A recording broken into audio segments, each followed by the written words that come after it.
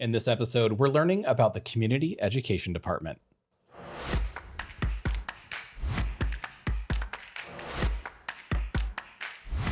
From the Heart of Paradise, I'm Matt. And I'm Sarah. And of course, joining us in studio as always is our amazing team helping us produce the show. So we're one of those departments that is kind of behind the scenes. Obviously, the most forward-facing part of our district is our teachers in our classrooms. But it takes a village, so to speak. There's a lot of departments that go into supporting the day-to-day work that's going on in our schools. Yeah, and we really want to highlight some of the other departments around the district who really make things help run for students and families because, again, they don't always get the recognition that they deserve. And one of those big departments in the district that parents probably are interacting with in some way already is our Community Education Department. With us today on the podcast is Natalie Wilcox, the director of our Community Education Department here in PVSchools. Welcome. Hi, Natalie. Welcome. Thank you. So for those that maybe aren't aware of what the Community Education Department does, in a nutshell, what would you say the department overview is? Well, we provide before and after school care for our families. We provide opportunities for facility rentals. We like to extend the school day through our enrichment program. And we also service our youngest learners in PV, our pre-K, but we actually begin birth.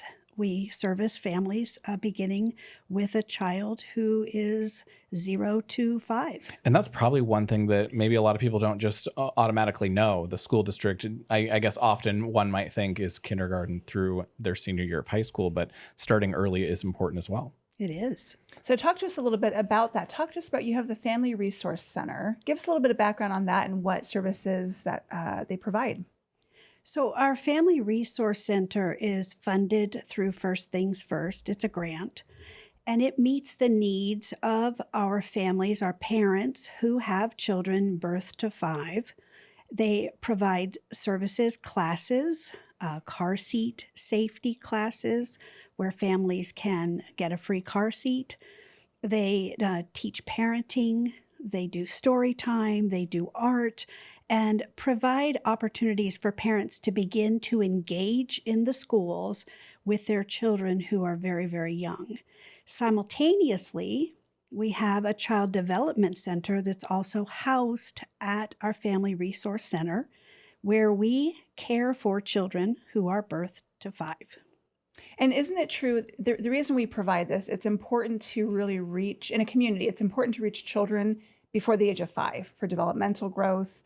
And they really find that kids who have early intervention do better later on in life. Absolutely. And we want to make sure that they're kindergarten ready as well. And I would imagine this helps out, if nothing else, getting the family more used to interacting with the district as a whole. That's correct. And learning how to navigate through the school system and developing some familiarity and some comfort with understanding the needs, the developmental needs of their child that hopefully will carry them through all of their school career. How can families who are interested in getting resources from the FRC, as we call it, how can they get that information? Who should they reach out to? So they can look on our website. I'm going to really encourage that people do go to the website, look under families, family resources, and you'll see the Family Resource Center link there. So on the website, begin by clicking on families. And that website is pvschools.net.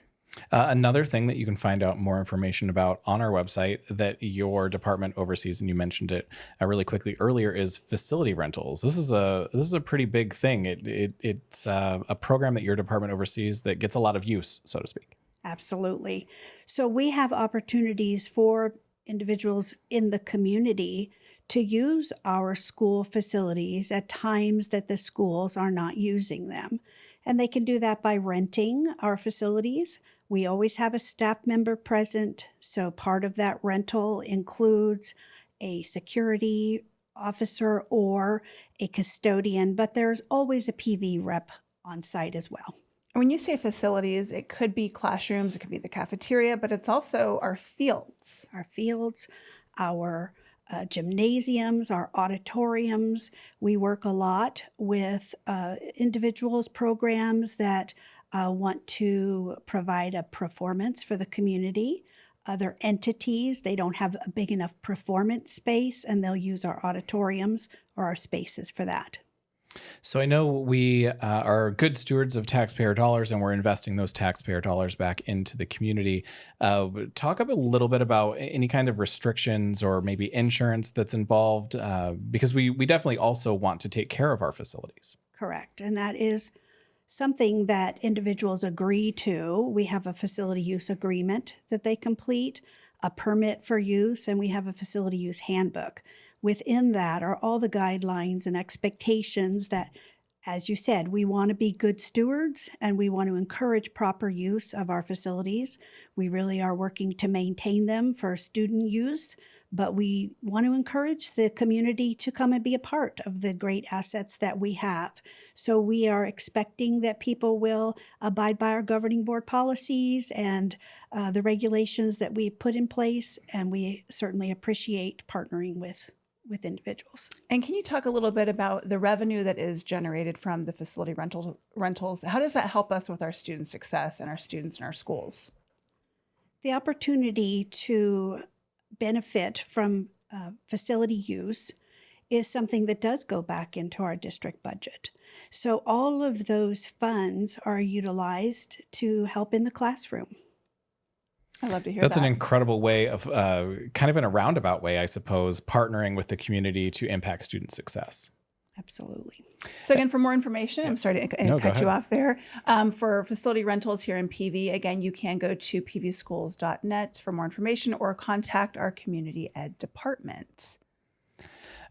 So we talked a little bit about the Family Resource Center, and our department in the marketing and communications side of the house, we had a unique opportunity to work with the FRC. We did. We created some bibs to give out to the FRC and other community kind of childcare centers around the valley.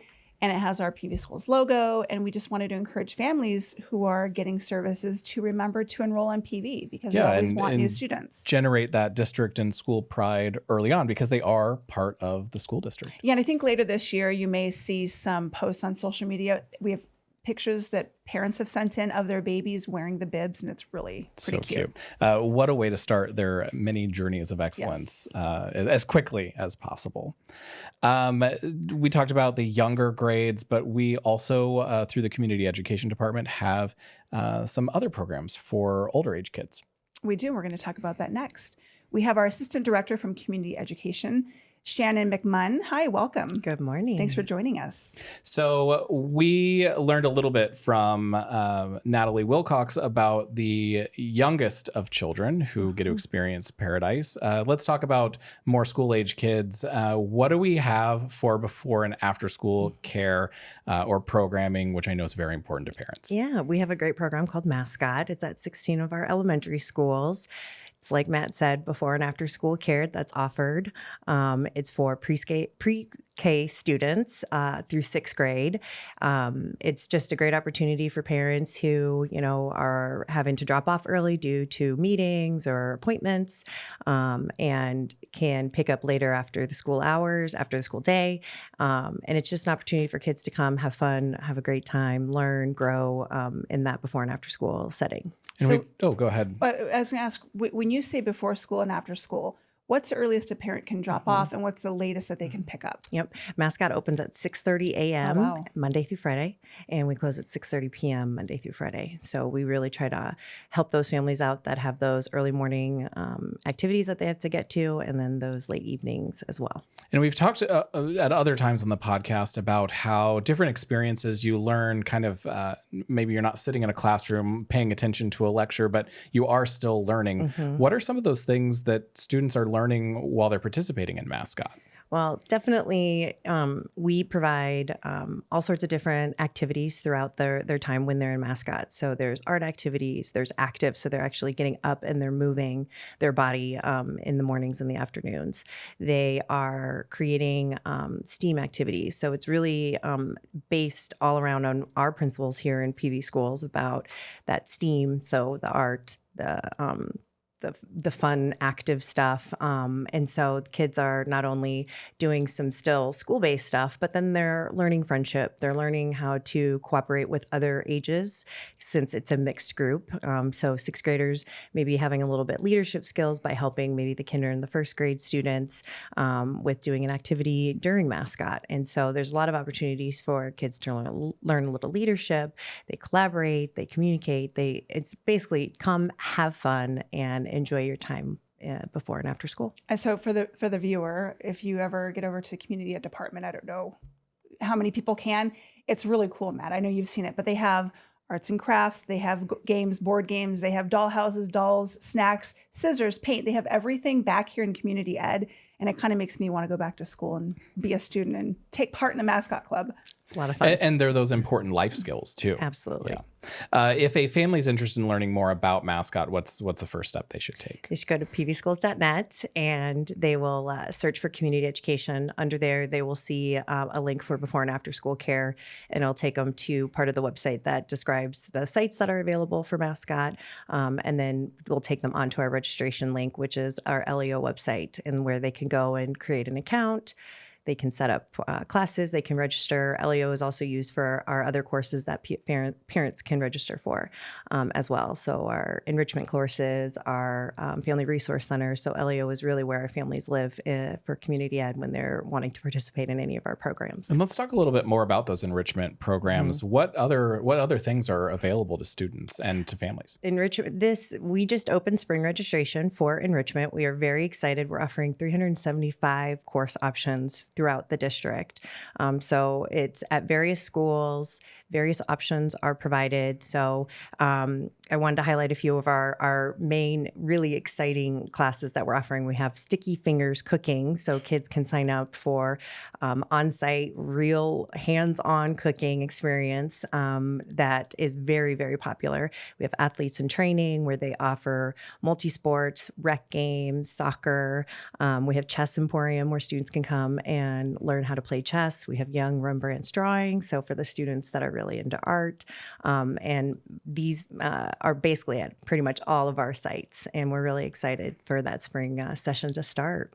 And then talk to us a little bit about how this carries over into summer programs. Mm-hmm. Can you give the viewer a little bit of background on summer programs? Yeah, so summer is also another exciting time where we extend that after school experience, really. We have a gifted program that's available for families that if students are identified gifted, they can participate. We have a middle school option as well, which is very exciting. That was brand new this past summer, and we are excited to extend it into next summer, where the middle school age children can come. Those students participate again in more hands-on activities. If they have to do some math or reading, there's an opportunity for that to extend that learning. And then we're at 5 elementary schools for the most part. And then we always in July offer a vendor program as well, where we just bring in vendors and then they offer their classes for a good couple weeks in July. And so it's just a great opportunity to continue so that kids don't get into the summer slump where they're just home on the video games, not getting active and out there. They get to come. They come to school, there's a routine, they continue that stability of engaging in great activities and hands-on activities, and they are meeting new friends. And so it's a great opportunities for families to have their kids extend their summer and keep it active and keep it interesting. I love that. You know, when I was a teacher, I would say my boys got involved in all of this stuff, even though they were at school with me, because I wanted them involved in the summers and after school, and it was great. And I really loved it. You ladies are very busy. It seems like you are just going nonstop. Well, thank you so much for being on the podcast today. For more information about the Community Education Department, we have said it a couple times, but all of that information is at pvschools.net. Let's jump back, Sarah. Let's talk about often when people are entering the school district, a lot of times it's pre-K. I can imagine that there's a lot going on in a parent's life at that point. Making the decision could be quite overwhelming, I would imagine. Well, yeah, and I think so. And, you know, when we talked to Natalie earlier, we talked about the importance of kind of getting involved with children early on, even before the age of 5. And I know it's really important to really ensure that they have success in their future. And here with us today to talk about the pre-K program we offer in Paradise is Jennifer Kelly, who is a Childcare Coordinator. Hi, Jennifer. Welcome. Thank you. Hello. Thank you for being on the podcast. So I don't know a lot about pre-K. Fill me in. What is the overview of the pre-K experience here in PV? Yeah, our tuition-based programs include Little and Mini Scholars for 4 and 3-year-olds, Montessori Preschool, which is a 3-4 combo class, Mandarin and Spanish immersion, gifted preschool, as well as 2 child development centers.